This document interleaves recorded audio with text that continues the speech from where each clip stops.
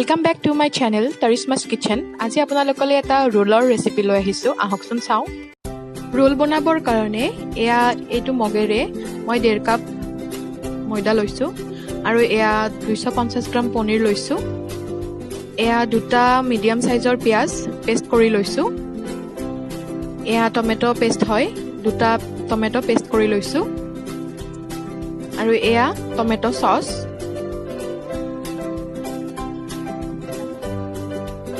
Green chilli pasta মই ধুনিয়াকৈ কাটি লৈছো আৰু ইয়াতে আছে নিমখ গৰম মছলা মিট মছলা আৰু জিৰাৰ গুৰি আৰু লৈছো সয়া সস আৰু তিনিটা পিয়াজ মই ধুনিয়াকৈ গোল গোলকৈ কাটি লৈছো ভাজিবৰ কাৰণে আৰু আদা নহৰুৰ পেষ্ট লৈছো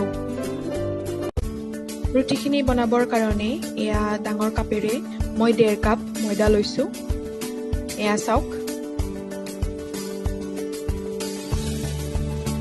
ময়দাখিনি লোৱাৰ পাছত ইয়াতে 2 টেবুলস্পুন মই ৰিফাইন অইল লৈছো দেখিছেনে তেলখিনি লোৱাৰ পাছত মই ধুনিয়াকৈ মিক্স কৰি দিছো যাতে ময়দা আৰু তেলখিনি ধুনিয়াকৈ মিক্স হৈ যায় চাওকচোন তাৰ পাছত ইয়াতে অকমানকৈ মই পানী দি দিম আপোনালোকে গোটেইখিনি পানী দি নিদিব একেলগে নহলে ডোটো খুবে পনিয়া হৈ যাব দেখিছেনে ধুনিয়াকৈ এটা ডো তৈয়াৰ কৰি লম চাওক মোৰ ডোটো তৈয়াৰ হৈ গল এই ডোটো এতিয়া মই 30 মিনিটৰ কাৰণে ঢাকি ৰাখি দিম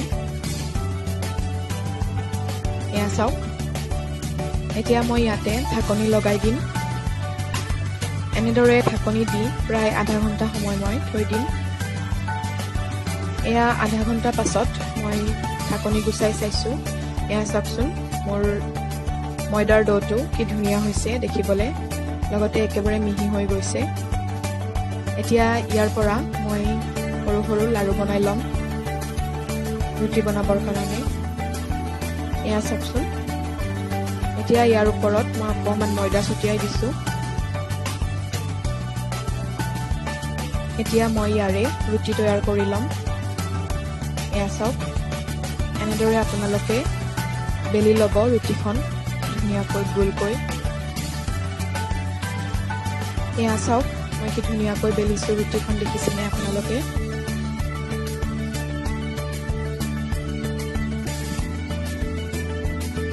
চাওকচোন মই কিমানখিনি ডাঠকৈ ৰুটিখন বেলিছো আপোনালোকে ইয়াতকৈ ডাঠ নকৰিব ইয়াতকৈ পাতলো নকৰিব মোৰ আটাইকেইখন ৰুটি বেলি লোৱা হৈ গল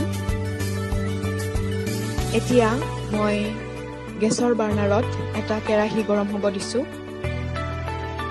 কেৰাহীটো গৰম হোৱাৰ পাছত ইয়াতে একেবাৰে অকণমান তেল এড কৰি দিছো ৰোল বনাবৰ কাৰণে ৰুটিত বেছি তেল ব্যৱহাৰ নকৰিব তেতিয়া খাবলৈ ভাল নালাগে চাওক এতিয়া মই ইয়াতে ৰুটিখন দি দিছো এটা ফাল ৰুটিখনৰ মোৰ ভজা হৈ গৈছে দেখিছেনে এতিয়া ৰুটিখন মই উলুটাই দিম এনেদৰে আপোনালোকে ধুনীয়াকৈ উলুটাই দিব আৰু দুফাল প্ৰায় 2 মিনিটৰ কাৰণে ভাজি ল'ব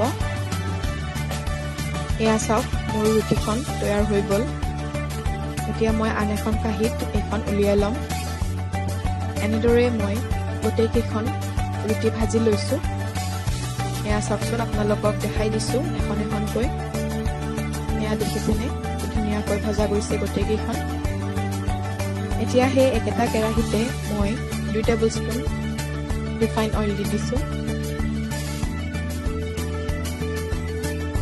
চাওক তেলখিনি গৰম হ'বলৈ দিছো আৰু গৰম হোৱা তেলখিনিত মই কাটি লোৱা পিঁয়াজখিনি দি দিছো পিঁয়াজখিনি দি এনেদৰে লৰাই দিছো কিছু সময় চাওক এনেদৰে আপোনালোকে লৰাই ভাজি ল'ব প্ৰায় 3 মিনিট মান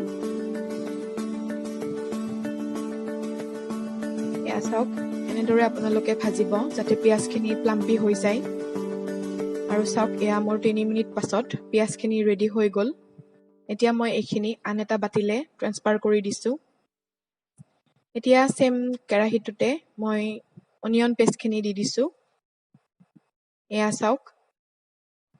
তাৰ পাছত ইয়াতে গ্ৰীণ চিলি কেইটা দি দিছোঁ। তাৰ পাছত ইয়াতে আদা নহৰুৰ পেষ্টখিনি দি দিছোঁ।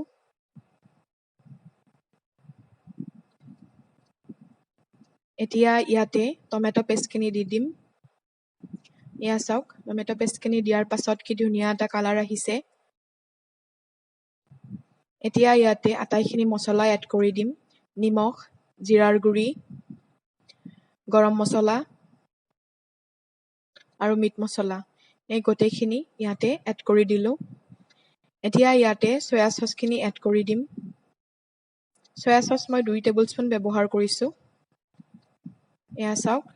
তাৰপিছত এনেদৰে কণ্টিনিউৱাছলি লৰাই দিব। এতিয়া প্ৰায় 2 মিনিটৰ কাৰণে ঢাকনি লগাই দিছিলোঁ। এয়া ঢাকনি গুচাই মই চালোঁ। এয়া দেখিছেনে, মছলাখিনিয়ে কি ধুনীয়াকৈ তেল এৰি দিছে। এয়া চাওক, কি ধুনীয়া হৈছে। এতিয়া এই মছলাখিনিত পনীৰখিনি দি দিম। এয়া চাওক, পনীৰখিনি দি দিয়াৰ পাছত ধুনীয়াকৈ লৰাই ভাজিব। এয়া দেখিছেনে, কি ধুনীয়াকৈ মছলাখিনি আৰু পনীৰখিনি মিক্স খাই গৈছে। এতিয়া মই ইয়াতে পানী অকণমান এড কৰি দিছোঁ। পানীখিনি দি প্ৰায় 5 মিনিটৰ কাৰণে ঢাকনি লগাই দিছোঁ। এয়া 5 মিনিট পাছত মই ঢাকনি গুচাই চাইছোঁ। এয়া চাওকচোন, কি ধুনীয়া হৈছে। এয়া দেখিছেনে, মছলাখিনি আৰু পনীৰখিনি দেখিবলৈ কি ধুনীয়া হৈছে। এতিয়া এই পনীৰখিনিৰ ওপৰত মই ভাজি থোৱা পিঁয়াজখিনি দি দিছোঁ। তাৰ পাছত এনেদৰে লৰাই দিছোঁ। এয়া চাওকচোন, দেখিবলৈ কি ধুনীয়া হৈছে। এয়া মোৰ ষ্টাফিংখিনি ৰেডি হৈ গ'ল পনীৰৰ। এতিয়া মই ৰোলটোৰ প্লেটিং কৰিম। প্লেটিং কৰিবৰ কাৰণে ৰুটিখনৰ ওপৰত প্ৰথমতে মই টমেটো চচখিনি দি, তাৰ পাছত ইয়াতে ষ্টাফিংখিনি দি দিছোঁ পনীৰৰ। তাৰ পাছত কেঁচা পিঁয়াজখিনি দি দিছোঁ। দি কিনে এনেদৰে ৰোল কৰি দিছোঁ আৰু চিলভাৰ পেপাৰেৰে কাভাৰ কৰি দিছোঁ। এয়া চাওক, মোৰ ৰেষ্টুৰেণ্ট ষ্টাইল ৰোল ঘৰতে তৈয়াৰ হৈ গ'ল। আৰু মই ওপৰত অকণমান চীজ চুৰুকি দিছোঁ। আপোনালোকক সেইটো দেখুওৱা নহ'ল। এনেদৰে আপোনালোকে ঘৰতে ৰেষ্টুৰেণ্ট ষ্টাইল ৰোল বনাই ল'ব পাৰিব। এয়া চাওক, কি ধুনীয়া হৈছে। দেখিয়ে খাবৰ মন গৈছে, নহয়নে বাৰু? এনেদৰে আপোনালোকে বনাবচোন আৰু মোক কমেণ্ট বক্সত কমেণ্ট কৰিব।